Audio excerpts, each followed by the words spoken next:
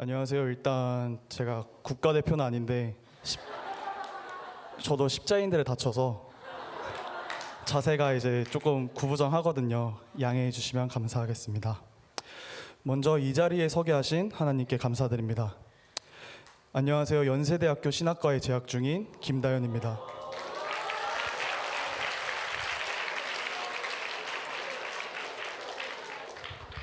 저는 태중신앙이며 부모님께서는 목회자이십니다. 그렇기 때문에 어린 시절부터 자연스럽게 교회에 다니게 되었습니다. 또한 어릴 때 목사님이 된다고 말을 했을 때 주변의 어른분들이 칭찬해 주시는 것이 좋아서 목회자라는 꿈을 가지게 되었습니다. 하지만 점점 나이를 먹으며 청소년기에 접어들게 될수록 목사님 아들이라는 타이틀이 싫어졌고 더 나아가 하나님을 탓하게 되었습니다. 하나님, 우리 아빠가 목사님인데 내가 왜 이렇게 힘들어야 하나요? 우리 엄마 아빠가 하나님을 일을 하는 건데 왜 가난해야 하나요? 저는 이런 상황을 도무지 이해할 수 없고 인정하기가 싫었기 때문에 하나님을 탓하는 기도를 했습니다. 하나님에 대한 불평은 점점 쌓이게 되었고 하나님과 멀어지게 되었습니다. 그렇기 때문에 하나님을 전심으로 섬기는 것이 아닌 아버지가 목사님이기 때문에 교회에 출석을 하는 사람이 되었습니다. 이러한 상황 속에서 어릴 때부터 꿈꿔왔던 목사님이 아닌 다른 꿈을 가지게 되었습니다. 이렇게 영적으로 침체된 상황 속에서 감사하게 하나님께서는 다니엘 캠프에 참석하게 하셨습니다. 하나님께서는 제가 17살 두 번째로 참석했던 다니엘 캠프에서 예언 사역 시간을 통해 제 꿈을 바꾸고자 하셨습니다. 하나님께서는 세상이 보기에 멋진 직업을 하는 것이 아니라 하나님께서 보시기에 멋진 직업인 목회자를 꿈꾸라고 하셨습니다. 하나님께서는 저에게 권유가 아닌 명령을 하셨습니다. 저는 이 명령을 듣고 난 후에 다시 목회자라는 꿈을 가지게 되었습니다. 이처럼 하나님의 은혜를 경험했지만 일상으로 돌아왔을 때는 전과 같은 생활을 반복하며 살았습니다. 이렇게 변화되지 않은 삶을 살아가다가 18살 여름 다니엘 캠프에 다시 참석하게 되었습니다. 이때 참석했던 캠프에서는 공개 치유 사역을 받는 경험을 하게 되었습니다. 저는 치유 사역을 받을 때 아무런 반응이 나타나지 않았습니다. 그런데 치유 사역을 받는 사람들 중에서 반응이 나타나는 사람이 너무 부러워서 공개 치유 사역을 신청했습니다. 그런데 이전과 다르지 않게 그 시간에도 30분 동안 아무 반응이 일어나지 않았습니다. 하지만 이종선 목사님과 다른 협력 사역자 목사님께서는 포기하지 않으셨고 드디어 저도 반응이 나타나게 되었습니다. 이때 처음으로 제 안에 있는 악한 영을 마주하게 되었습니다. 특히 하나님의 말씀과 부모님의 말씀에 불순종하는 악한 영이 강력하게 자리 잡고 있었고 치유 사역을 통해 악한 영들을 떠나보낼 수 있었습니다.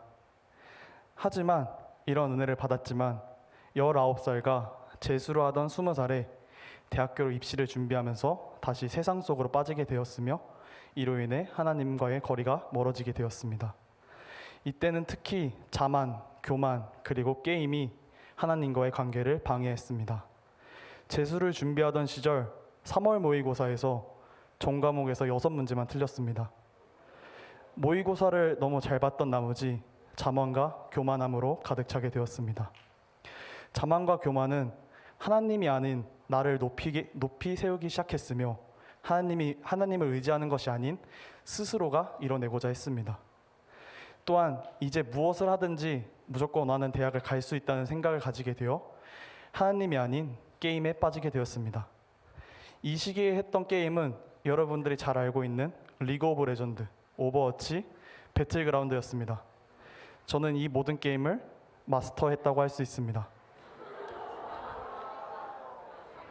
오버워치와 배틀그라운드는 모두 제일 높은 등급이었던 마스터 티어였고 리그 오브 레전드라는 게임은 한국의 300만 명의 이용자들 중에서 2,400등이었습니다.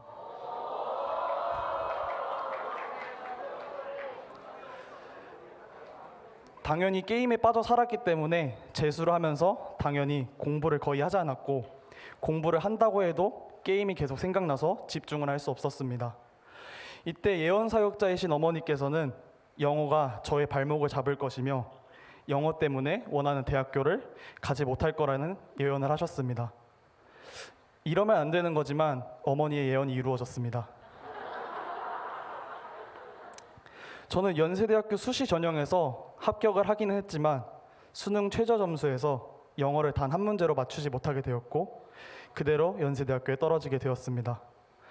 이러한 실패는 제가 영적, 심리적 상태가 밑바닥까지 떨어지게 만들었습니다. 입시의 실패로 인해 삶은 무기력해졌고 왜 살지? 살기가 싫다라는 생각을 계속하게 되었습니다. 또한 어려운 형편임에도 최선으로 지원을 해주신 부모님께 죄송한 마음과 죄책감을 가지며 살게 되었습니다. 하지만 하나님께서는 제가 가장 낮은 곳으로 침체되었을 때도 저에게 기회를 주셨습니다. 바로 21살 여름에 대학교 입시를 한다는 핑계로 참석하지 않았던 다니엘 캠프를 다시 참석하게 되었을 때 하나님은 저를 인격적으로 만나 주셨습니다. 이때 참석했던 캠프의 마지막 찬양 시간에 하나님께서는 저에게 역사하셨습니다. I came for you라는 찬양을 하고 기도를 받을 때 하나님은 저를 인격적으로 만나 주셨습니다. 그때 하나님께서 저에게 하신 말씀입니다. 다현아, 너에게 상처가 되었던 모든 것들이 미안하다. 그리고 내가 너를 너무나 사랑한다. 너가 직접 나를 찾아와줘서 너무 고맙다. 너를 항상 같은 곳에서 기다리고 있었으며 너가 나를 떠났을 때도 단 한 번도 너를 미워한 적이 없고 너를 혼낸 적이 없었다. 만약 너가 다시 떠난다고 해도 나는 이전과 같이 너를 기다릴 것이며 항상 너를 사랑할 것이다. 고맙다. 이렇게 하나님을 인격적으로 만났을 때 제 삶은 완전히 180도 바뀌게 되었습니다. 불평과 불만, 무기력과 우울로 가능했던 저의 삶이 하나님 안에서 행복과 사랑으로 가득하게 되었습니다. 그리고 내가 하는 것이 아니라 하나님이 하신다면 모든 것들이 가능하다는 믿음을 가지게 되었습니다. 이러한 믿음으로 저는 스스로에게 가장 큰 상처와 실패가 되었던 대학교 입시를 하나님께 다시 한번 구해보고자 하는 마음을 가지게 되었습니다. 이때 매일 1시간에서 2시간 기도를 하면서 대학교 입시를 준비했습니다. 매일 이렇게 기도를 하던 중에 하나님께서 저에게 한 가지를 말씀하십니다.